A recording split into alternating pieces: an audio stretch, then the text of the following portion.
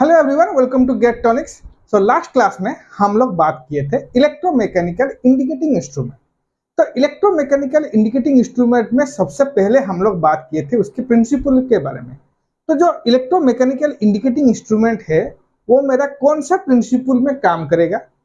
फिर प्रिंसिपल के बाद हम लोग डिफरेंट डिफरेंट टॉर्क के बारे में डिस्कशन किए थे, क्योंकि मैं वहां पे डिस्कशन किया था आपको जो पॉइंटर है उस पॉइंटर को स्केल के ऊपर मूव करने के लिए आपको टॉर्क का जरूरत पड़ता है।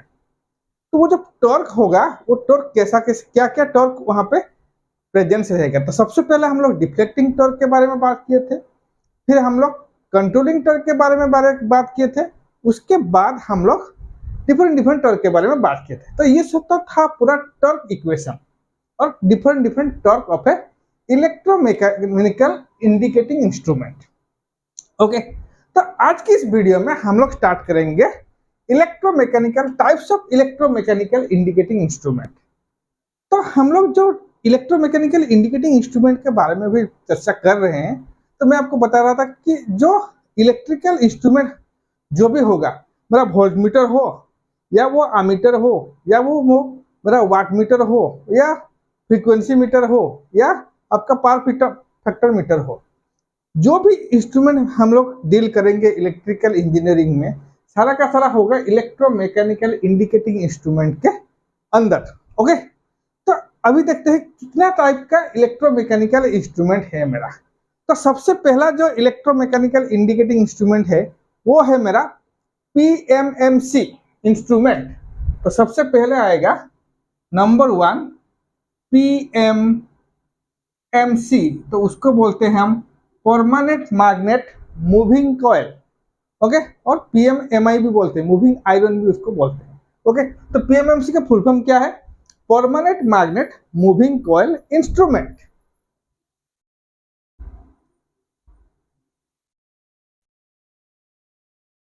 ओके, सेकंड, तो सेकंड में हम लोग डिस्कशन करेंगे मूविंग आयरन इंस्ट्रूमेंट।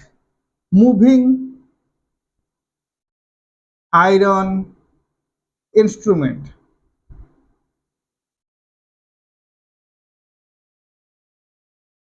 क्लियर हुआ बात? चलिए, मूविंग आयरन के बाद हम लोग डिस्कशन करेंगे electro dynamometer type instrument. Electro dynamometer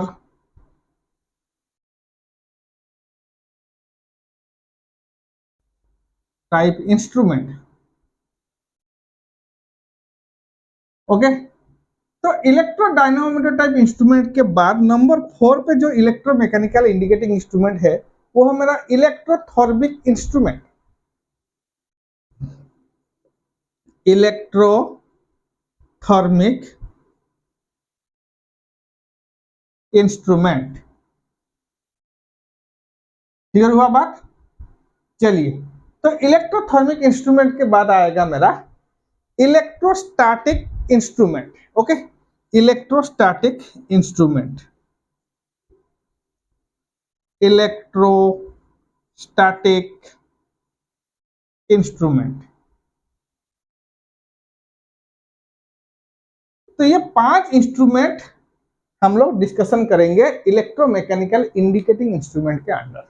okay, तो सबसे पहले बात करते हैं पीएमएमसी। तो यहाँ पे मैं बात करूँ आप पे, अगर पीएमएमसी इंस्ट्रूमेंट होगा तो आपको कहीं पे भी पीएमएमसी इंस्ट्रूमेंट देखने के लिए मिलेगा, तो वो काम कैसे करेगा? ये ओनली काम करेगा डीसी में।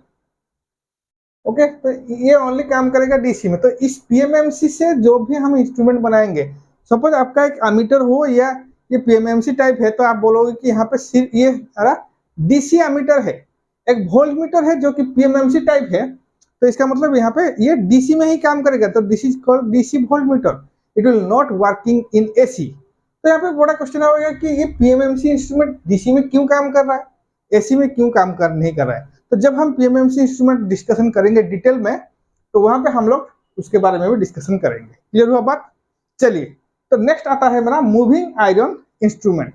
तो मूविंग आयरन इंस्ट्रूमेंट बहुत एसी एंड डीसी में हम लोग ये काम करेगा, बहुत एसी एंड डीसी में। ओके, तो मूविंग आयरन इंस्ट्रूमेंट के बाद जो इंस्ट्रूमेंट है वो है मेरा इलेक्ट्रोडायनामोमीटर टाइप इंस्ट्रूमेंट। वो भी मेरा बहुत एसी एंड डीसी में काम करेगा। तो इसका मतलब इलेक्ट्रोडायनामोमीटर टाइप और मूविंग आयरन टाइप अगर इंस्ट्रूमेंट होगा तो वो आइदर एसी में भी काम करेगा और डीसी में भी काम करेगा। ओके, नेक्स्ट आता है इलेक्ट्रोथर्मिक इंस्ट्रूमेंट। तो जो इलेक्ट्रोथर्मिक इंस्ट्रूमेंट ये भी आपका बहुत एसी एंड डीसी में काम करेगा। ओके, ये आपके बहुत एसी एंड डीसी में काम करेगा। तो इस इलेक्ट्रोथर्मिक इंस्ट्रूमेंट मतलब क्या है, तो हॉट वेयर, थर्मोकपल, ये सारा का सारा हॉट वेयर और थर्मोकपल जो है ये आपका आएगा इलेक्ट्रोथर्मिक इंस्ट्रूमेंट के अंदर।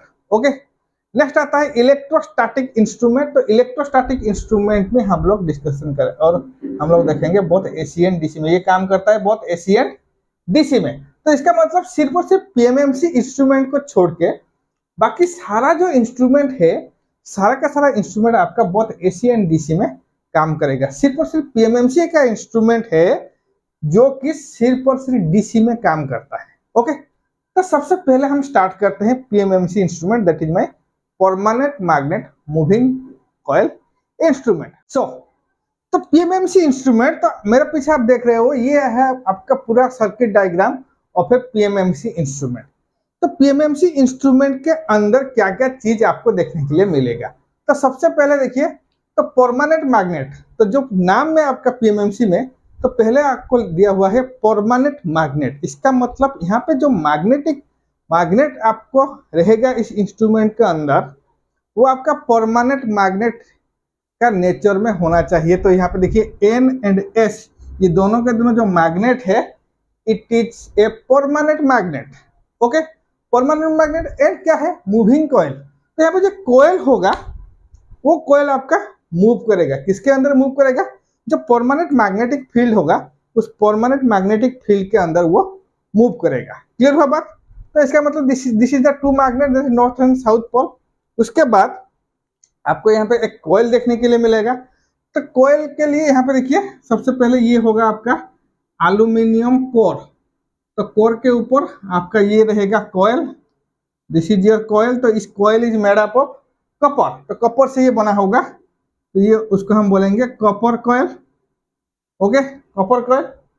देन इस कॉइल के ऊपर और इस कोर के ऊपर आपका एक स्पिंडल रहेगा। Okay, this is called spindle. Okay, तो ये जो पूरा है स्पिंडल, स्पिंडल के ऊपर और नीचे आपका रहेगा पाइवोट, उसको बोलते हैं पाइवोट और ज्वेल बियरिंग। तो दोनों बियरिंग रहेगा और ज्वेल बियरिंग। ओके, तो ये जो ज्वेल बियरिंग है आपका और पाइवोट बियरिंग ये आपका कहाँ पे रहेगा, in the top and bottom of the spindle. तो ये काम क्या करेगा, जो स्पिंडल क्या करेगा, स्पिंडल मूव करेगा। ओके, तो स्पिंडल जब मूव करना स्टार्ट करेगा तो ये आपका उस जो बियरिंग है उस बियरिंग के ऊपर वो मूव करेगा। ओके, उसके बाद हम देखते हैं क्या है, नेक्स्ट आता है स्प्रिंग। तो यहाँ पे दोनों के दोनों स्प्रिंग रहेंगे। ये ऊपर एक स्प्रिंग आपको दिया होगा कि स्प्रिंग कंट्रोल के लिए, तो जो कंट्रोलिंग टॉर्क होगा ये स्प्रिंग आपका डेवलप करेगा। तो दो नीचे भी आपका एक स्प्रिंग रहेगा। क्लियर हुआ बात। नेक्स्ट क्या होगा, एक पॉइंटर एंड अ स्केल। तो ये जो आपका पॉइंटर है, पॉइंटर और ये आपका स्केल है, तो उसको बैलेंस करने के लिए एक वेट रहेगा, बैलेंसिंग वेट। ये आपका बैलेंसिंग वेट है, बैलेंसिंग वेट। क्लियर हुआ बात। तो इसका मतलब क्या है, अगर आप गौर से देखोगे कि ये पीएमएमसी इंस्ट्रूमेंट का जो कंस्ट्रक्शन है, इस पीएमएमसी इंस्ट्रूमेंट का कंस्ट्रक्शन अगर आप देखोगे गौर से तो आपको पता चलेगा कि ये जो काम कैसे करेगा, तो ये काम करेगा exactly similar to the DC motor. तो डीसी मोटर जैसा उसका जो प्रिंसिपल जैसा है, सिमिलर प्रिंसिपल हम यहाँ पे अप्लाई करेंगे मेरा पीएमएमसी टाइप इंस्ट्रूमेंट में। तो this is my first point. तो फर्स्ट पॉइंट क्या है, the PMMC instrument is similar to the DC motor with limited rotation. तो यहाँ पे और एक चीज हम ऐड किए हैं, दैट इज लिमिटेड रोटेशन। इसका जो रोटेशन है कंटिन्यूअस रोटेशन ना होके लिमिटेड रोटेशन रहेगा। क्लियर हुआ बात? चलिए तो पहले उसका वर्किंग प्रिंसिपल देखते हैं। तो वर्किंग प्रिंसिपल में क्या होगा, तो ये काम कैसे करेगा, it will work on the Lorentz principle. तो ये जो लॉरेंट प्रिंसिपल क्या है, तो लॉरेंट प्रिंसिपल है जब हम एक मैग्नेटिक फील्ड के अंदर एक करंट कैरिंग कंडक्टर को प्लेस करेंगे तो वहां पे एक फोर्स डेवलप होगा। What is the principle? When a current carrying conductor is placed in a magnetic field, then it will experience a force. तो ये जो फोर्स होगा उसको हम बोलते हैं लॉरेंज फोर्स। इस फोर्स का वैल्यू क्या होगा, what is the Lorentz force, F is equal to B I L sine alpha. This is your Lorentz force. उसको हम क्या बोलते हैं, Lorentz force.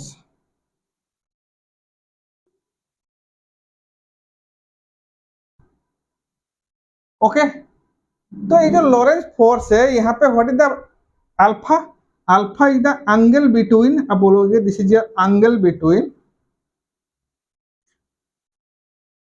B and I. What is B, B is the magnetic flux density, क्योंकि दोनों permanent magnet यहाँ पे place है, मतलब यहाँ पे कुछ मैग्नेटिक फील्ड डेंसिटी आएगा और मैग्नेटिक फील्ड डेवलप होगा। उस मैग्नेट के अंदर अभी हम क्या करेंगे, करंट कैरिंग कंडक्टर इस कॉइल में जितना करंट फ्लो हो रहा है तो उन दोनों के बी का भी एक वेक्टर रहेगा, करंट का भी एक वेक्टर डायरेक्शन रहेगा। इन दोनों का बीच का जो एंगल होगा उसको हम बोलते हैं अल्फा। ओके तो अल्फा जनरली क्या होता है, यहाँ पे हम लोग लेते हैं alpha is equal to 90 degree. हम लोग यहाँ पे अल्फा का वैल्यू 90 डिग्री लेते हैं। क्लियर हुआ बात? चलिए तो अगर मेरा यहाँ पे एक मैग्नेटिक फील्ड के अंदर एक करंट कैरिंग कॉइल को हम प्लेस करेंगे तो वहां पे एक फोर्स डेवलप होगा, उसको हम बोलते हैं लॉरेंज फोर्स। तो उसका मतलब अगर फोर्स डेवलप होता है तो यहाँ पे क्या टर्म आ जाएगा, टॉर्क डेवलप होगा। तो टॉर्क क्या है, torque is force into distance. तो फोर्स इनटू डिस्टेंस अगर बोल देंगे तो यहाँ पे क्या होगा, मतलब टॉर्क आ जाएगा। तो यहाँ पे जो टॉर्क होगा तो सबसे पहले जो टॉर्क आएगा वो आएगा क्या, डिफ्लेक्टिंग टॉर्क। तो ये जो डिफ्लेक्टिंग टॉर्क है वो कैसे डेवलप होगा, due to the Lorentz force. ये फोर्स के वजह से यहाँ पे एक टॉर्क डेवलप होगा जिसको हम बोलते हैं डिफ्लेक्टिंग टॉर्क। तो ये हो जाएगा T D is equal to F into D.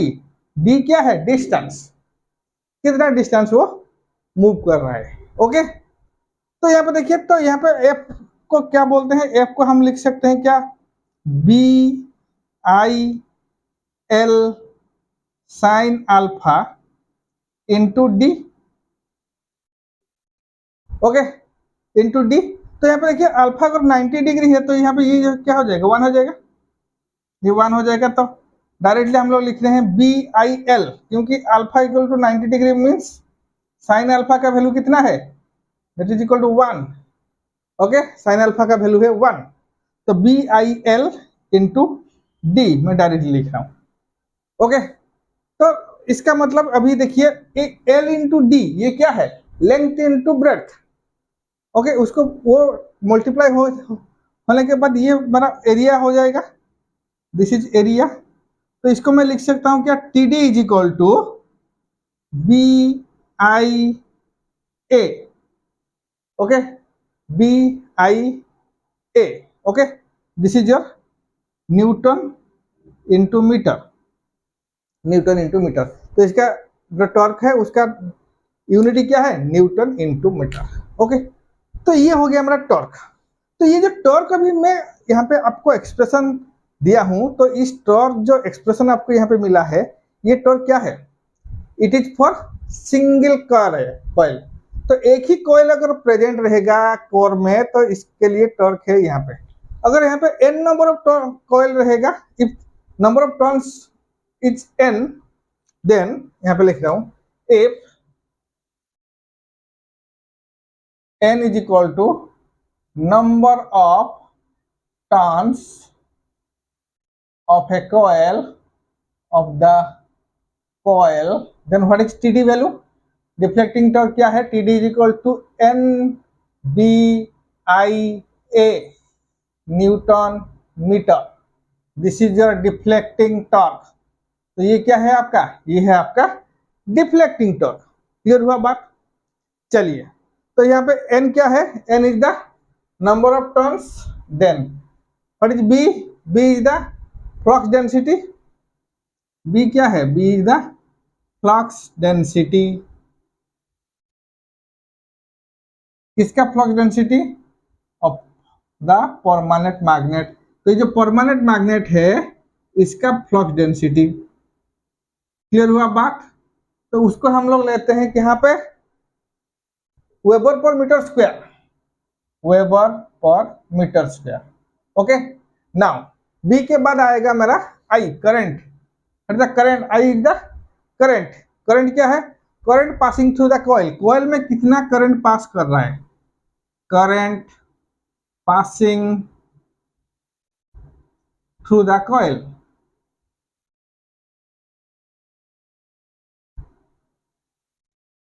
Okay, now A, what is A? A is the area of the copper coil, area of the copper coil, area of the copper coil। तो copper coil जो है इसका कितना area है, वो है मेरा A। Okay, तो उसको हम मीटर स्क्वायर में लेते हैं। ओके, इसको हम लेते हैं मीटर स्क्वायर में। क्लियर हुआ बात। तो this is your deflecting torque. तो डिफ्लेक्टिंग टॉर्क मेरा अभी डेवलप हो गया। तो डिफ्लेक्टिंग टॉर्क कैसे डेवलप हुआ, due to the Lorentz force. Okay, तो डिफ्लेक्टिंग टॉर्क लॉरेंज फोर्स के लिए अगर डेवलप हो गया है तो उसको कंट्रोल करने के लिए एक कंट्रोलिंग टॉर्क चाहिए मेरे को। ओके, अगर इसको कंट्रोल करने के लिए कंट्रोलिंग टॉर्क चाहिए तो यहाँ पे हम लोग कौन सा मैकेनिज्म यूज करेंगे जो कि एक कंट्रोलिंग टॉर्क डेवलप करेगा। तब बोलोगे सर यहाँ पे हम लोग स्प्रिंग मैकेनिज्म यूज करेंगे। सर मैं यहाँ पे आपको बोला हूँ, एक नीचे और एक ऊपर, जो मेरा स्पिंडल है उसके ऊपर एक दोनों के ऊपर स्प्रिंग लगा हुआ है। तो यहाँ पे स्प्रिंग मैकेनिज्म हम प्रोवाइड करेंगे for developing a controlling torque. तो कंट्रोलिंग टॉर्क के लिए हम लोग यहाँ पे क्या डेवलप और क्या मैकेनिज्म यूज करेंगे, that is TC is equal to KC theta. तो ये आएगा मेरा स्प्रिंग में, spring mechanism, spring mechanism. Okay, तो यहाँ पे देखिए, यहाँ पे दोनों के दोनों स्पेरिकल स्प्रिंग हम प्रोवाइड करेंगे और ये दोनों के दोनों स्प्रिंग में करंट फ्लो होगा।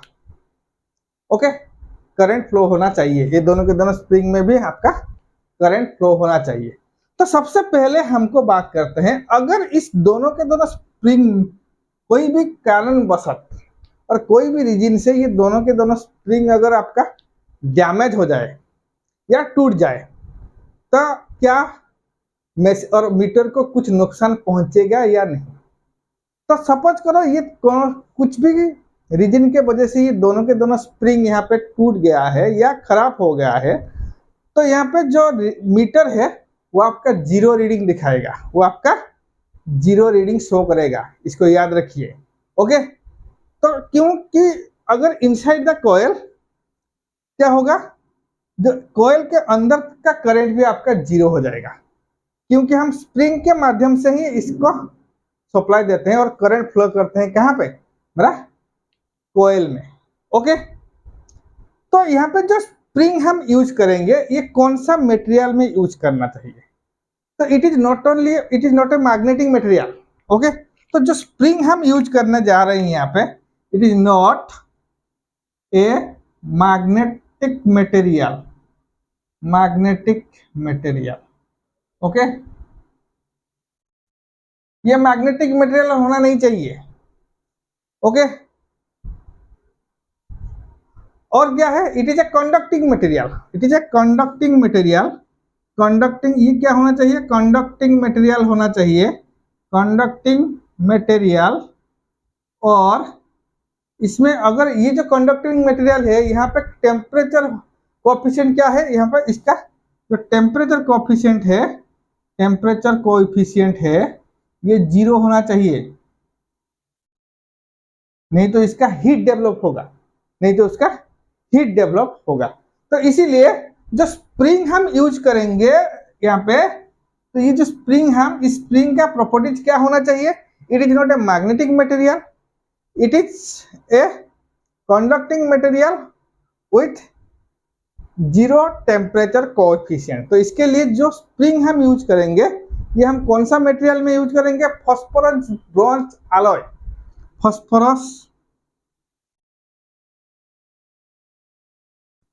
Phosphorus bronze okay alloy.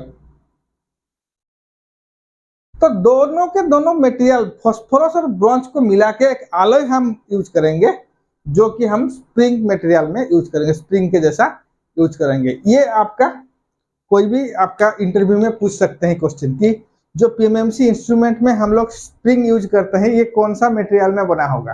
तब बोलोगे it is made up of phosphorus और ब्रॉन्ज अलॉय। क्यों? क्योंकि जो स्प्रिंग होना चाहिए ये it is not a magnetic material, ये एक कंडक्टिंग मटेरियल होना चाहिए। उसके साथ साथ इसका जो टेम्परेचर कोएफिशिएंट है ये आपका 0 होना चाहिए। क्लियर हुआ बात? चलिए, तो वो कैसे काम करेगा सब देखते हैं। तो जो यहाँ पे मेरा फाइनल स्टेडी स्टेट, जो फाइनल में क्या होगा? फाइनल में आपका पहले एक डिफ्लेक्टिंग टॉर्क डेवलप होगा, उसके बाद आपका कंट्रोलिंग टॉर्क डेवलप होगा, तो TC is equal to TD हो जाएगा। ये आपका कंट्रोलिंग टॉर्क उसको कैंसिल आउट करेगा। तो TC is equal to TD अगर होगा तो हम इसको बोलेंगे K C theta is equal to N B I A, N B I A. तो यहाँ पे थीटा का वैल्यू कितना होगा? अरे theta is equal to N B I A by K C, okay. तो इसका मतलब क्या है? जो एन है मेरा, ये मेरा क्या है? नंबर ऑफ टर्न्स है, एक कांस्टेंट टर्न। फ्लक्स डेंसिटी भी आपका कांस्टेंट है क्योंकि मैं परमानेंट मैग्नेट ले रहा हूँ। एरिया भी आपका एक कांस्टेंट में मान के चल रहा हूँ, और केसी जो है ये आपका क्या है? स्प्रिंग कांस्टेंट है। तो इसका मतलब जो थीटा है यहाँ पे, ये किसके बराबर में आएगा? Theta is proportional to I, theta is proportional to I. तो यहाँ पे जितना ये डिफ्लेक्ट करेगा, ओके, जितना ये डिफ्लेक्ट करेगा, कौन सा चीज डिफ्लेक्ट करेगा? जो मेरा पॉइंटर है वो आपका उतना करंट यहाँ पे शो करेगा। तो थीटा क्या है? आपका एक लीनियर स्केल दिखाएगा। तो यहाँ पे आप बोल सकते हो it gives a linear scale, it gives a linear scale. Clear हुआ बात? तो this is your controlling torque, okay. Controlling torque के बाद यहाँ पे देखेंगे जो स्केल हम यूज करेंगे पीएमएमसी इंस्ट्रूमेंट में, इसका जो लेंथ है it is equal to 90 degree. याद रखिए, the length of the scale is 90 degree. Why? Because above 90 degree b is not constant and scale is not linear. तो यहाँ पे देखिए, अगर जो थीटा है ये मेरा आई के बराबर, और इसको प्रोपोर्शनलिटी अगर आई लेते हैं, तो यहाँ पे जो स्केल हम यूज करने जा रहे हैं ये क्या लीनियर स्केल होना चाहिए। तो इसीलिए अगर लीनियर स्केल होना चाहिए तो जो स्केल है इसका लेंथ क्या होगा? 90 डिग्री होना चाहिए इसका लेंथ। अगर इसका लेंथ एबव 90 डिग्री होगा तब जो स्केल होगा वो लीनियर स्केल आपको नहीं देगा। क्लियर हुआ बात?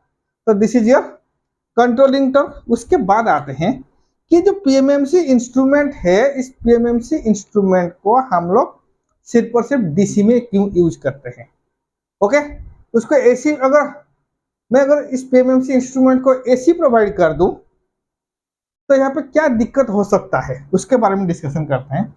तो सबसे पहले अगर बात करते हैं डीसी और एसी के बीच में, तो सपोज करो उसको हम डीसी प्रोवाइड करते हैं, ओके। तो सबसे पहले हम पीएमएमसी इंस्ट्रूमेंट को डीसी प्रोवाइड करके देखते हैं उसमें क्या चेंजेस आता है, और एसी अगर उसको प्रोवाइड करेंगे तो उसमें भी आपका क्या चेंजेस मिलेगा, ओके। चलिए,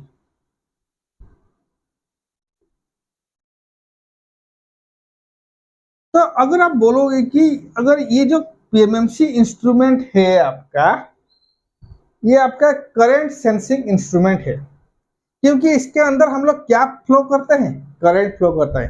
तो इस कॉइल में आपका करंट फ्लो होना चाहिए, तभी जाके ये आपका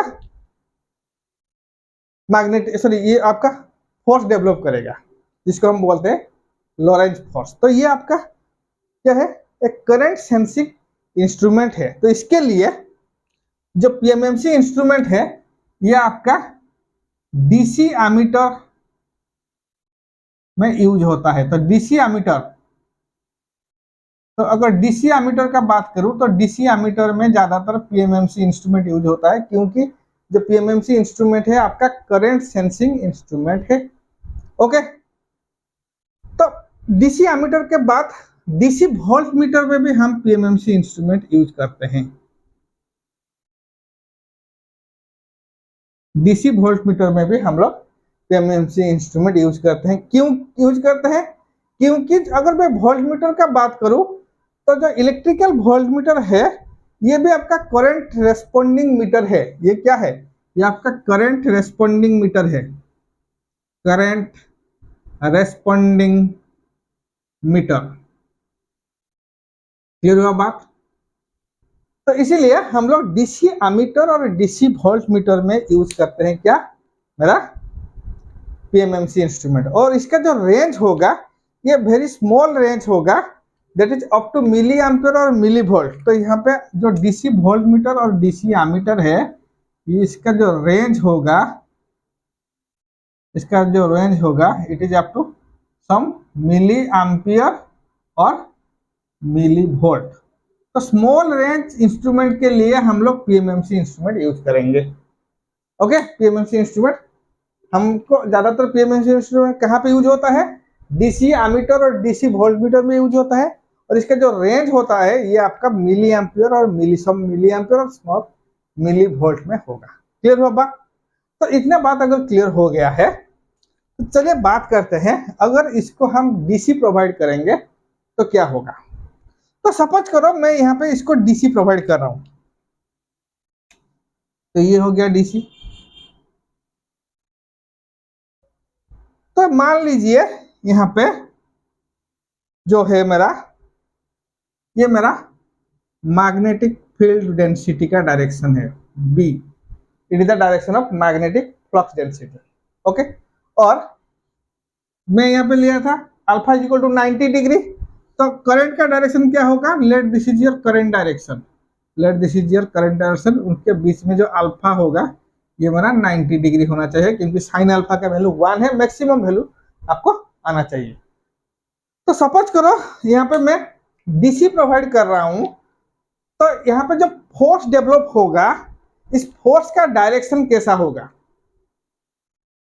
तो फोर्स के डायरेक्शन के लिए हमको यहाँ पे क्या यूज करना पड़ेगा, तो हमको यहाँ पे Fleming's left hand rule apply करना पड़ेगा। तो फ्लेमिंग्स लेफ्ट हैंड रूल क्या बोल रहा है, तो सपोज करो ये आपका, ये जो फिंगर है, ये फिंगर आपका मैग्नेटिक फील्ड का डायरेक्शन दिखा रहा है, और ये जो मिडिल फिंगर है, ये आपका करंट का डायरेक्शन दिखा रहा है। तो थंब क्या है, थंब आपका कौन सा डायरेक्शन दिखाया गया, फोर्स का डायरेक्शन दिखाया गया। तो यहाँ पे देख फोर्स क्या होगा, अगर मैं इसको डीसी प्रोवाइड कर दूं, तो यहाँ पे जो फोर्स मिलेगा, लेट दिस फोर्स इज, यहाँ पे होगा फोर्स। तो ये जो फोर्स है, अगर डीसी हम प्रोवाइड करेंगे इसको, तो फोर्स जो है ये मेरा इनवर्ड होगा due to the, okay, due to the left hand rule. Okay, तो यहाँ पे अगर इसका फोर्स जो है ये इसका इनवर्ड फोर्स है, तो इसका मतलब ये सेम डायरेक्शन, एक ही डायरेक्शन में वो मूव करेगा। सिमिलरली अगर मैं इसको एसी प्रोवाइड कर दूं, अगर मैं इसको एसी प्रोवाइड कर दूं, तो यहाँ पे क्या होगा, तो सपोज करो एसी जो है ये 0 से लेके ये मेरा पॉजिटिव हाफ साइकिल, और यहाँ से लेके ये मेरा नेगेटिव हाफ साइकिल। तो पॉजिटिव हाफ साइकिल में यहाँ पे जो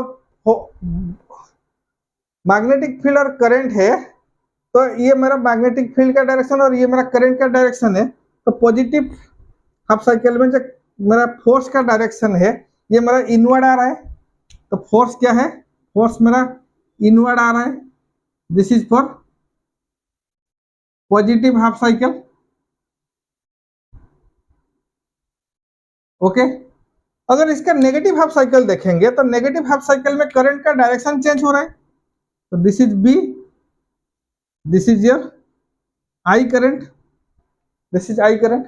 तो अभी देखिए, अभी अगर यहाँ पे मैं Fleming left hand rule apply करूं तो क्या है, this is your magnetic field direction and this is your current direction.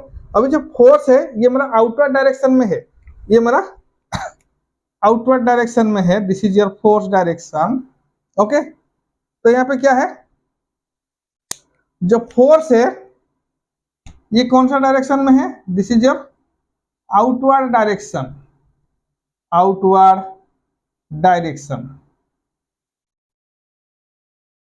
या नेगेटिव हाफ साइकिल। तो नेगेटिव हाफ साइकिल में फोर्स मेरा आउटवर्ड डायरेक्शन। तो इसका मतलब जब हम इसको डीसी प्रोवाइड करते हैं, करंट का डायरेक्शन रिवर्स नहीं होता है, सेम डायरेक्शन में करंट का डायरेक्शन रहता है। तो इसका मतलब जो फोर्स है उसका भी आपका सेम डायरेक्शन में रहेगा। लेकिन जब हम उसको एसी प्रोवाइड कर देते हैं तो फर्स्ट हाफ साइकिल में इसका फोर्स जो भी डायरेक्शन में रहेगा, सेकेंड हाफ साइकिल में इसका फोर्स रिवर्स हो रहा है और उसका फोर्स चेंज हो रहा है। तो फोर्स का डायरेक्शन चेंज हो रहा है मतलब, तो अगर यहाँ पे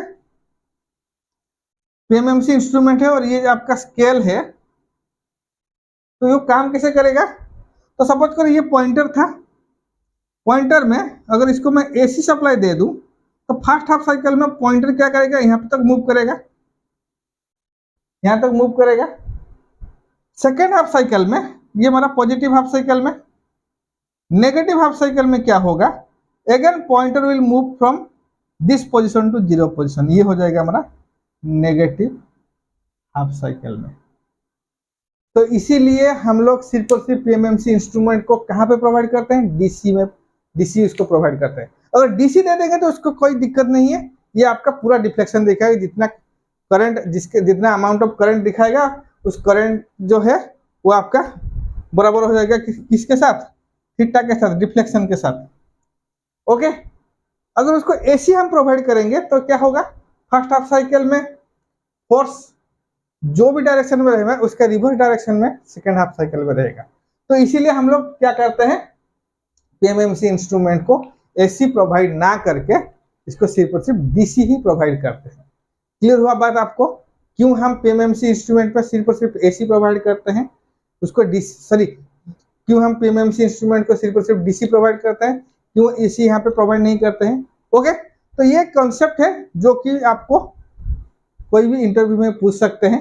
ओके, तो this is all about the PMMC instrument. तो यहाँ पे आप एक चीज नोट डाउन कर सकते हैं याद रखने के लिए, तो PMMC instrument is a polarized instrument, so it is only work in DC, not in AC। तो इस जो पॉइंट है इसको आप नोट डाउन करके रख सकते हैं। क्या है, अगर कोई पूछेगा why the DC is only provided for PMMC instrument, आप बोल सकते हैं कि PMMC इंस्ट्रूमेंट जो है आपका पोलराइज्ड इंस्ट्रूमेंट है। ओके, तो अगर पोलराइज्ड इंस्ट्रूमेंट होने के साथ साथ इसीलिए हम उसको डीसी प्रोवाइड करते हैं। एसी अगर प्रोवाइड करेंगे तो इसका जो फोर्स है, इस फोर्स का डायरेक्शन आपका चेंज हो जाएगा। Okay, so this is all about the PMMC instrument.